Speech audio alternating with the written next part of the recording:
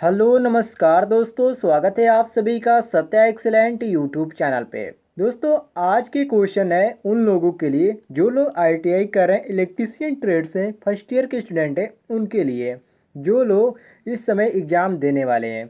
तो दोस्तों चलिए हम आज का क्वेश्चन शुरू करते हैं। वैसे मैंने बहुत सारे क्वेश्चन आपको पहले भी बता दिया जो कि आईटीआई से रिलेटेड है, इलेक्ट्रीशियन ट्रेड से। तो चलिए यहाँ पर हम नेक्स्ट क्वेश्चन शुरू करते हैं। क्वेश्चन नंबर 1 से कह रहा है क्वेश्चन, निम्नलिखित में से कौन दाब की बीमा है। दोस्तों दाब की बीमा, तो दोस्तों पहले तो आप दाब का सूत्र यदि जानते हैं तो आप आसानी से निकाल सकते हैं। अर्थात दाब होता है P बराबर एफ बाई ए होता है, जो कि एफ आपका बल हो गया और पी आपका दाब हो गया और ए आपका क्या हो गया, क्षेत्रफल हो गया। ठीक है, एरिया। तो दोस्तों दाब की बीमा यदि निकालना है तो बल की बीमा और बटे क्षेत्रफल की बीमा आपको आनी चाहिए, तब आप ऑटोमेटिक निकाल सकते हैं। तो यहाँ पर होता है बल की बीमा ML T पे -2 होता है और क्षेत्रफल की बीमा क्या होता है, L² होता है। तो दोस्तों यहाँ से आपका एक एल से एक एल कट जाएगा तो यहाँ आपका एक एल बचेगा और इसको जब हम ऊपर लेके जाएंगे तो इन्वर्स में हो जाएगा, तो -1 ऊपर चढ़ जाएगा। तो हमारा हो जाएगा ML पे -1 और T पर पहले से था तो यहाँ पर हमारा -2। तो यहाँ पर देख लीजिए कौन सा हमारा मैच कर रहा है, तो यहाँ पर हमारा ऑप्शन नंबर बी मैच कर रहा है। तो यहाँ पर बी ऑप्शन हमारा बिल्कुल करेक्ट आंसर हो जाएगा। क्लियर हो गया दोस्तों। चलिए हम आगे बढ़ते हैं नेक्स्ट क्वेश्चन पे। क्वेश्चन नंबर 2 पे कह रहा है क्वेश्चन, बंद परिपथ में विभव और दिष्ट धारा का अनुपात होता है, नियत रहेगा या बदलेगा या बढ़ेगा या घटेगा। ये जो आपके सामने परिपथ है ये एक बंद परिपथ है और दोस्तों बंद परिपथ में विभव जो होता है और दिष्ट धारा का जो अनुपात होता है नियत होता है और ओम के नियमानुसार विभव व धारा का जो अनुपात होता है नियत रहता है, इसको भी ध्यान रखिएगा। अर्थात V बराबर आई आर होता है। ठीक है, तो R बराबर हमारा क्या हो जाएगा, V/I हो जाएगा। तो जहाँ पर हमारा भी वोल्ट हो जाता है और सॉरी विभव हो जाता है अर्थात वोल्ट और R प्रतिरोध अर्थात ओम में इसको करते हैं और I आपका धारा जो कि एम्पियर में ज्ञात करते हैं। तो यहाँ पर हम कह सकते हैं कि नियत रहेगा अर्थात ऑप्शन नंबर बी हमारा सॉरी ए ऑप्शन ए हमारा बिल्कुल करेक्ट आंसर हो जाएगा। क्लियर हो गया दोस्तों। आगे बढ़ते हैं हम क्वेश्चन नंबर 3 पे। कह रहा है क्वेश्चन, जब एक सामग्री अति चालक, ठीक है, अति चालक अर्थात सुपर कंडक्टर बन जाती है तो इनकी प्रतिरोधकता हो जाती है बहुत छोटा, यह शून्य, यह सामान्य मान का लगभग 10%, यह सामान्य मान का लगभग 20%। दोस्तों जब एक सामग्री अति चालक बन जाती है तो उसकी जो प्रतिरोधकता होती है शून्य हो जाती है। किस सूत्र से हम ज्ञात कर सकते हैं, तो हम इस सूत्र से ज्ञात करते हैं R बराबर रो L/A से आप ज्ञात करेंगे तो आपको समझ में आ जाएगा। अर्थात अति चालक पदार्थ में सबसे अधिक धारा का जो प्रवाह होता है, ठीक है, इसको ध्यान रखिएगा। और यदि आप इसको थोड़ा सा और भी शो करेंगे तो ये आपका R आपका हो जाएगा R प्रोपोर्शनल टू L/I आपका I हो जाता है। ठीक है, इस तरह आप आसानी से ज्ञात कर सकते हैं। सॉरी ये आपका L/L हो जाता है, ये आपका स्मॉल l हो जाता है कि आपका कैपिटल, जिससे आपका कट जाता है तो ये आपका हो जाता है। तो यहाँ पर हमारा जो सही हो जाता है ऑप्शन नंबर जो दिया गया है ये हमारा बी ऑप्शन बिल्कुल करेक्ट आंसर हो जाता है, शून्य। बी ऑप्शन करेक्ट हो जाएगा। आगे बढ़ते हैं क्वेश्चन नंबर 4 पे।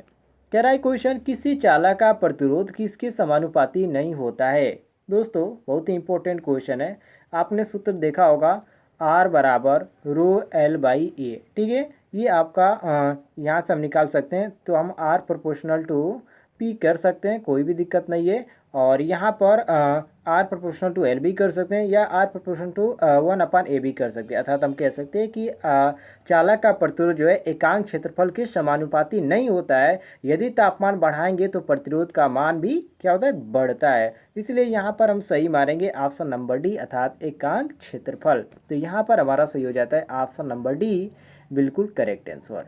क्लियर हो गया दोस्तों। आगे बढ़ते हैं क्वेश्चन नंबर 5 पे। थोड़ा सा लंबा क्वेश्चन है लेकिन इंपॉर्टेंट क्वेश्चन है और बहुत ही इजी भी क्वेश्चन है यदि आप ध्यान से देखेंगे तो। कह रहा है क्वेश्चन कि 100 मीटर लंबा एक तार का अनुप्रस्थ काट क्षेत्रफल यदि 0.01 mm² है तो प्रतिरोधकता 50 × 10⁸ ओम मीटर है, तो उसका प्रतिरोध कितना होगा। पहले तो ध्यान दीजिए दोस्तों, आपको दिया गया है इसमें आपका L का मान कितना दे दिया गया है, 100 मीटर दे दिया गया है। और ये आपका ए का मान दे दिया गया, अर्थात एरिया का मान दे दिया गया आपका कितना 0.01 mm², ठीक है। और यहाँ पर हमारा क्या दिया है, ये आपका 50 × 10⁸ प्रतिरोधकता, मतलब कि आपका रो का मान दे दिया गया, ठीक है। अब दोस्तों हमको पूछ क्या रहा है, प्रतिरोध का मान पूछ रहा है। क्योंकि आप सूत्र जानते हैं, सूत्र हमारा होता है R बराबर रो L/A होता है, ठीक है। और इसी सूत्र से हम निकाल लेंगे आसानी से, बस कुछ नहीं करना है, जो कि मैंने आपको बताया बस आपको वहाँ पर रखना है। और उसके बाद आपको जैसे कि आप गणित के सवाल लगाते वैसे लगाएंगे तो आपका सामने यहाँ पर हो जाएगा, ठीक है, कोई दिक्कत नहीं होगा। और जो सही इसका आंसर निकल के आएगा वो आपका 5000 ओम निकल के आएगा। तो यहाँ पर हमारा बी ऑप्शन बिल्कुल करेक्ट आंसर हो जाएगा। आगे बढ़ते हैं क्वेश्चन नंबर 6 पे। कह रहा है क्वेश्चन कि यदि तार का व्यास आधा हो जाए तो इसकी धारा वहन क्षमता होगी। दोस्तों यदि एक चालक की लंबाई को स्थिर रखते हुए व्यास यदि आधा कर दिया जाए तो उसमें प्रवाहित धारा पहले की एक चौड़ाई होती है। और यदि हम माने कि प्रारंभ में तार की लंबाई L है तो व्यास 2D है, तब तार की जो प्रतिरोध होगा R1 आपका ये आपका हो जाएगा R1 बराबर रो L, ये आपका कैपिटल हो जाएगा, और ये आपका π/4 2D, ठीक है। यही हमसे पूछ रहा है। बाकी यहाँ पर जब आप इसको निकालेंगे तो इसका जो करेक्ट आएगा वो आपका ऑप्शन नंबर ए आएगा, अर्थात एक चौड़ाई आएगा। तो यहाँ पर हमारा ए ऑप्शन बिल्कुल करेक्ट आंसर हो जाएगा। क्लियर होगा दोस्तों। आगे बढ़ते हैं क्वेश्चन नंबर 7 पे। कह रहा है क्वेश्चन कि निम्नलिखित में से किसकी चालकता उच्चतम होती है। ऑप्शन में दिया गया चांदी, एल्युमिनियम, प्लेटिनम और टिन। दोस्तों इन ऑप्शनों में से ही आपको चुनना है। देखिए यहाँ पर जो आपके सामने ऑप्शन दिए गए जिसमें चांदी है, और चांदी की जो चालकता होती है उच्चतम होती है। क्यों? क्योंकि दोस्तों चांदी की प्रतिरोधकता जो होती है अन्य धातुओं की अपेक्षा बहुत ही कम होती है, तो इसलिए इसकी जो चालकता होती है वो उच्चतम होती है। तो यहाँ पर हमारा ऑप्शन नंबर ए बिल्कुल करेक्ट आंसर हो जाएगा। क्लियर होगा दोस्तों। आगे बढ़ते हैं क्वेश्चन नंबर 8 पे। कह रहा है क्वेश्चन निम्नलिखित में से वास्तव में कौन गति नहीं कर सकता। यहाँ पर मुक्त इलेक्ट्रॉन गति नहीं कर सकते, या आयन गति नहीं कर सकते, या आवेश, या मेजॉरिटी कैरियर्स अर्थात अधिकतम ले जाने वाला।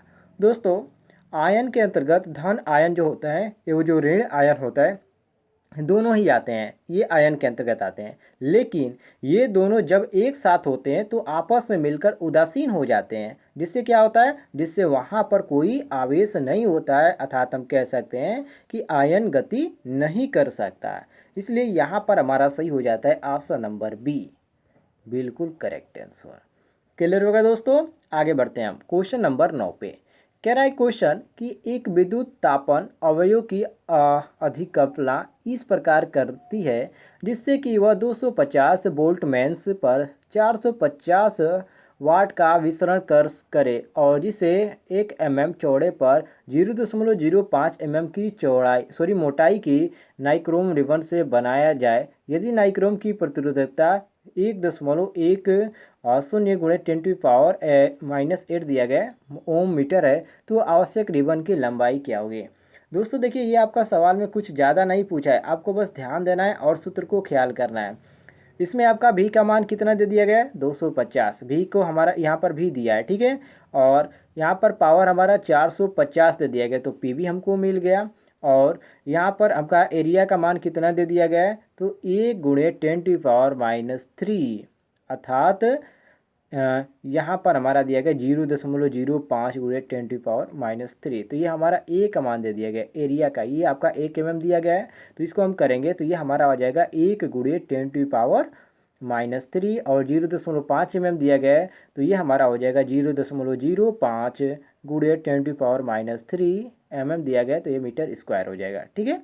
तो यहाँ पर हमारा जो सही हो जाता है, देखिए यहाँ पर हमारा जो सूत्र क्रिएट होता है, पहले तो यहाँ पर रो का मान भी दिया हमारा दिया गया है, यहाँ पर देख सकते हैं 1.10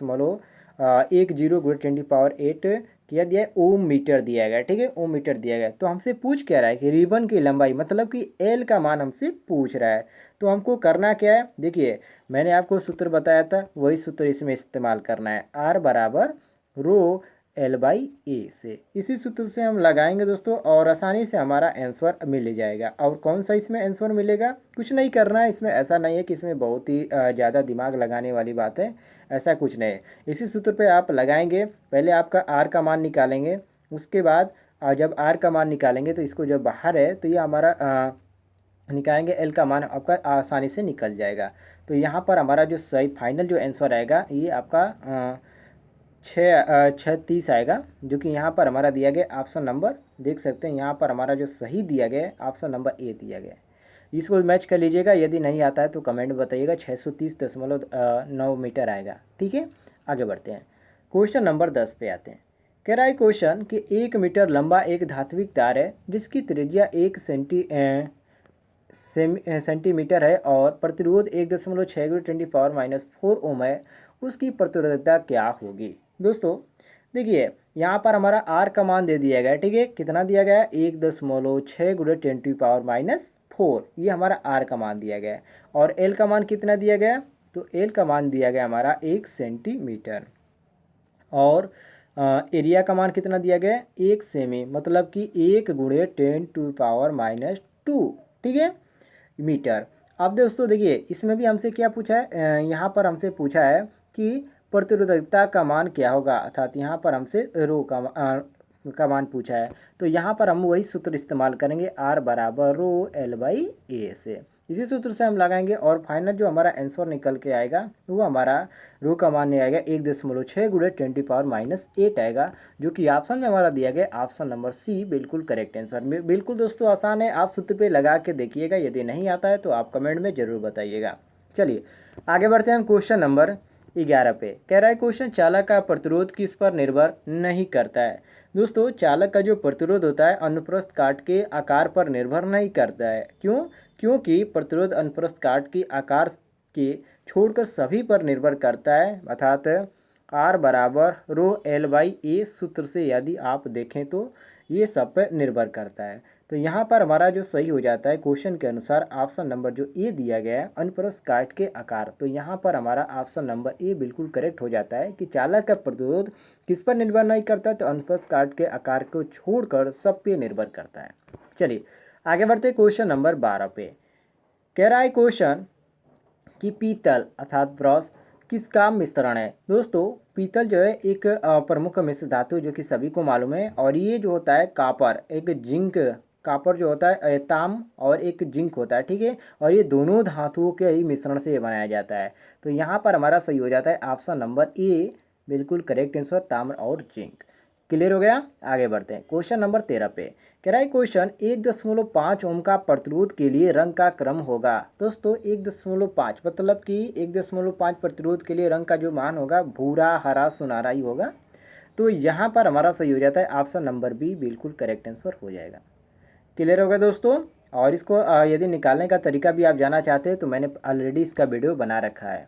आगे बढ़ते क्वेश्चन नंबर 14 पे। कह रहा है क्वेश्चन, मानक प्रतिरोध किसका बना होता है।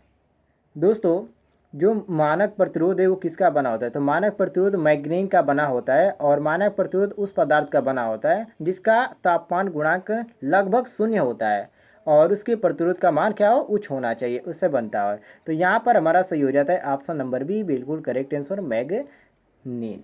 आगे बढ़ते क्वेश्चन नंबर 15 पे।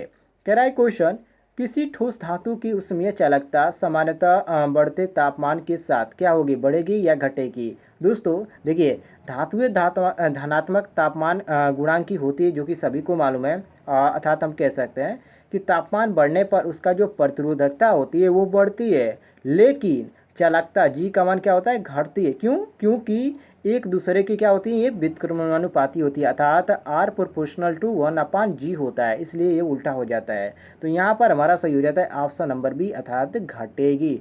तो बी ऑप्शन यहाँ पर हमारा बिल्कुल करेक्ट आंसर हो जाएगा। तो दोस्तों ये थी आज के कुछ इंपॉर्टेंट क्वेश्चन। उम्मीद है आपको क्वेश्चन पसंद आए होंगे। पसंद आए तो वीडियो पर लाइक कीजिएगा, और चैनल पर नए होंगे तो नीचे आपको रेड कलर का बटन दिख जाएगा सब्सक्राइब वाला, उसको दबा लीजिएगा। हर एक जानकारी आपको मिलती रहेगी और ITI संबंधित क्वेश्चन भी आपको प्राप्त होते रहेंगे।